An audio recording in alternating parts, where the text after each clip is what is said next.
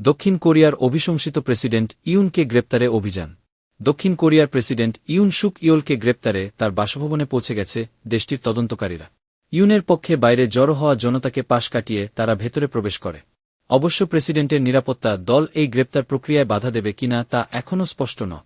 এর আগে চলতি সপ্তাহের শুরুতে ইউনের বিরুদ্ধে গ্রেপ্তারি পরোয়ানা জারি করা হয়। অভিশংসিত এই প্রেসিডেন্ট গত ডিসেম্বর মাসের শুরুতে আকস্মিকভাবে সামরিক আইন জারির ঘোষণা দিয়েছিলেন। শুক্রবার ৩ জানুয়ারি এক প্রতিবেদনে এই তথ্য জানিয়েছে বার্তা সংস্থা রয়টার। বার্তা সংস্থাটি বলছে, দক্ষিণ কোরিয়ার অভিশংসিত প্রেসিডেন্ট ইউন সুক ইয়োলের বিরুদ্ধে নজিরবিহীন গ্রেপ্তারি পরোয়ানা কার্যকর করতে কর্তৃপক্ষ শুক্রবার তার কম্পাউন্ডে প্রবেশ করেছে।